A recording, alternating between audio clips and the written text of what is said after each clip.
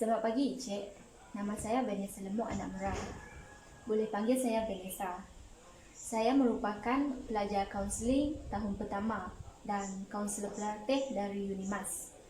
Saya akan bersama dengan Cik untuk membincangkan isu pada hari ini. Apa khabar, Cik? Sehat? Khabar baik, Cik. Saya baik-baik saja. Cik dah makan kah tadi? Ya, saya sudah makan tadi. Baguslah kalau begitu. Cik pernah menghadiri sesi kaunseling ke sebelum ini? Tidak, saya tidak pernah menghadiri mana-mana sesi kaunseling sebelum ini. Baiklah. Oleh kerana Cik tidak pernah menghadiri mana-mana sesi kaunseling sebelum ini, saya akan menerangkan kepada Cik tentang proses kaunseling ini. Sesi kita akan mengambil masa 45 minit sehingga 1 jam. Cik boleh menceritakan apa saja yang ingin dikongsikan kepada saya sepanjang sesi ini. Selain itu, apa sahaja yang dibincangkan dan dikongsikan oleh Cik kepada saya hanyalah di antara kita berdua dan tidak akan dibincangkan dengan orang lain ataupun dibawa keluar daripada sesi ini. Hal ini adalah disebabkan kerana kami perlu patuh kepada etika kerahsiaan. Kecuali kalau Cik berniat untuk menyakiti diri sendiri atau mencederakan diri ataupun apa-apa yang boleh membahayakan diri Cik dan orang lain, saya terpaksa untuk memberhentikan sesi ini dan melaporkan kepada pihak yang lebih berkuasa. Saya juga akan menjelaskan sedikit mengenai tanggungjawab saya sebagai kaunselor dan Cik sebagai klien. Tanggungjawab saya sebagai kaunselor ialah saya akan mendengar, memahami dan sedia untuk membantu Cik dengan isu yang dihadapi oleh Cik sebagai klien. Dan Cik sebagai klien boleh menceritakan apa saja yang ingin dikongsikan oleh Cik mengenai isu Cik. Adakah Cik faham? Ya, saya faham. Baiklah. Jadi, objektif kita pada hari ini, kita akan membincangkan satu isu yang dihadapi oleh Cik.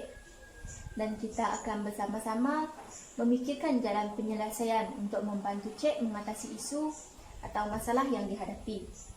Okey. Baiklah, sebelum itu, Cik dikehendaki untuk mengisi borang klien terlebih dahulu.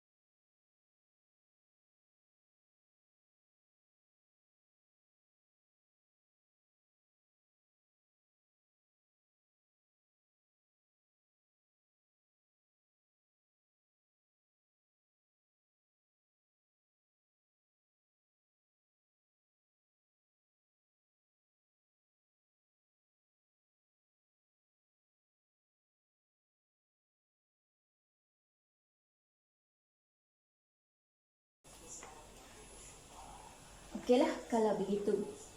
Seperti mana yang saya bincangkan bersama Cik pada perbualan kita tempoh hari, sesi kita pada hari ini akan dirakam bagi rujukan pencarah saya.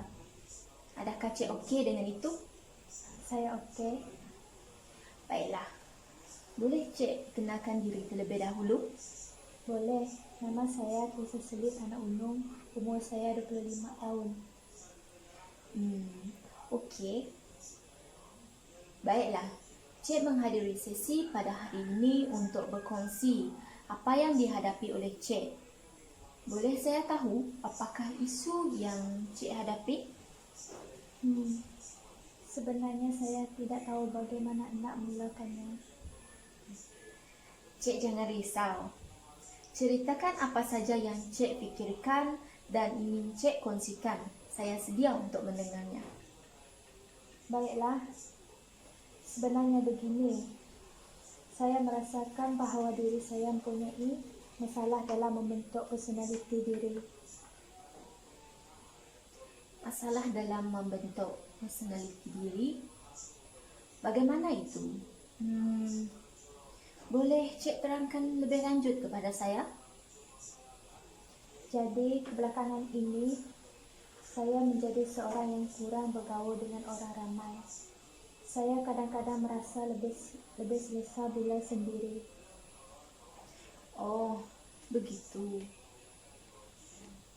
Ya, kebelakangan ini saya juga kurang berbual dan bergaul dengan rakan-rakan saya. Boleh saya tahu mengapa? Entah, saya rasa saya tak selesa dan bukan hanya dengan rakan-rakan, malah ahli keluarga saya turut sama. Saya tidak berapa jelas. Cuba Cik terangkan lagi. Keluarga saya ramai.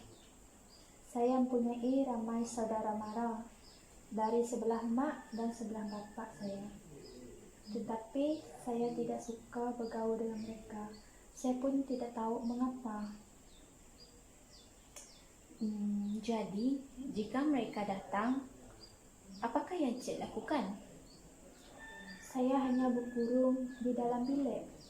Pernah sekali anak buah saya tiba-tiba masuk dalam bilik saya tanpa keizinan saya. Saya menjadi sangat marah dan tinggi suara kepadanya. Bukan niat saya untuk marah kepada anak buah saya, tetapi saya memang tidak suka bila orang masuk dalam bilik tanpa keizinan saya. Okey, saya faham apa yang Cik rasa. Boleh saya tahu apa yang Cik fikirkan selepas kejadian itu? Saya ada berasa serba salah. Dia pun masih kecil dan tak faham apa-apa. Tapi itulah, saya memang tidak dapat mengawal kemarahan dalam diri saya pada masa itu. Ya, saya faham. Apa yang saya nampak dari dalam diri Cik mengikut penilaian saya, Cik memang seorang yang agak dingin. Betulkah pemahaman saya terhadap Cik? Ya, saya memang seorang yang dingin dan kurang bercakap.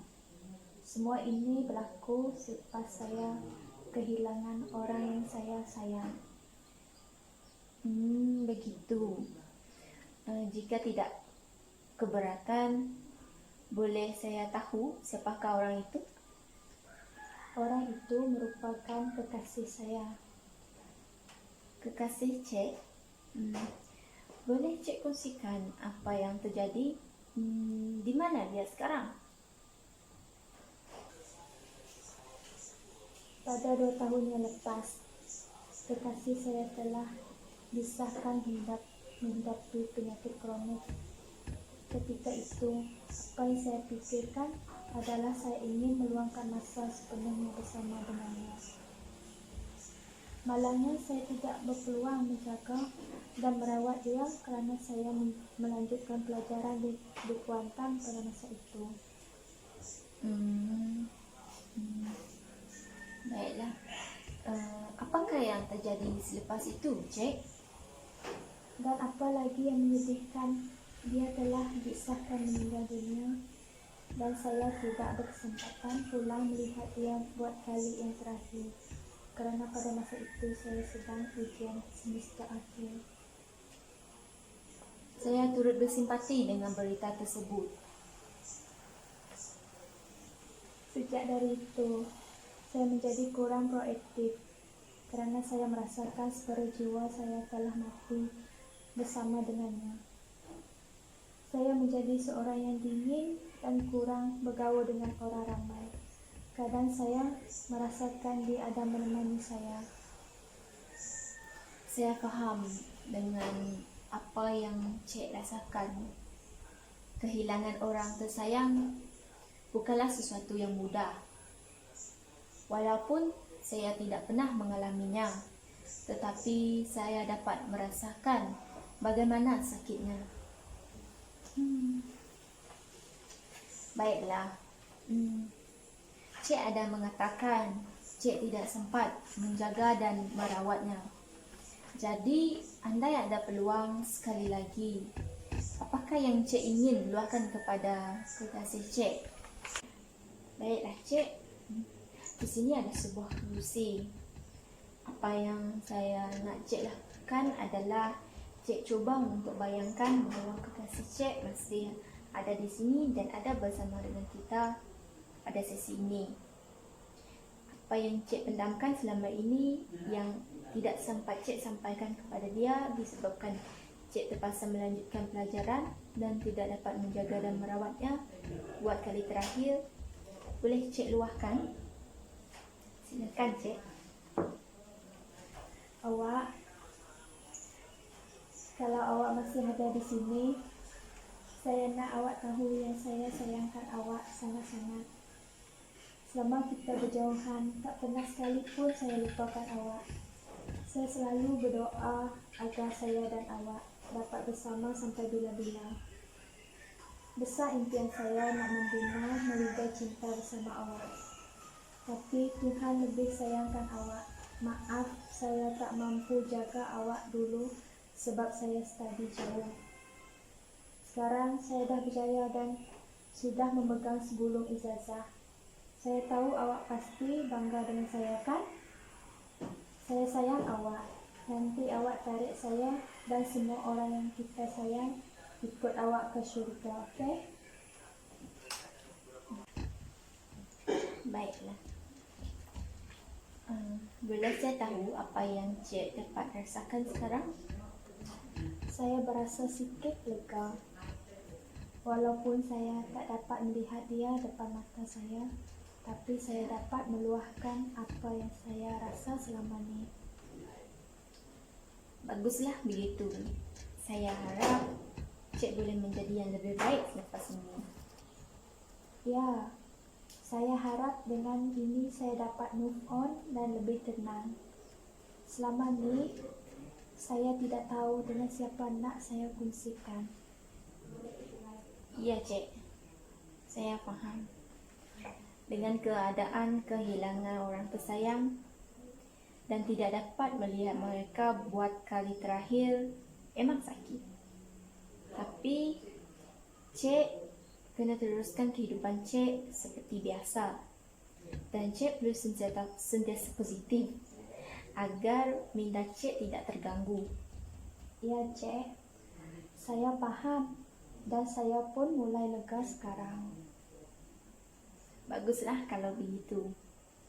Saya doakan Cik sentiasa tabah dan tetap positif pada hari-hari yang akan datang. Saya harap selepas ini Cik akan lebih selesa dan berani untuk berhadapan dengan orang ramai, terutama ahli keluarga Cik sendiri dan rakan-rakan Cik juga. Mereka sangat memerlukan Cik buat masa ini. Saya pun berharap begitu. Saya rindu untuk bermain dengan anak buah saya. Saya rindu kami melakukan aktiviti hari keluarga bersama seperti dulu.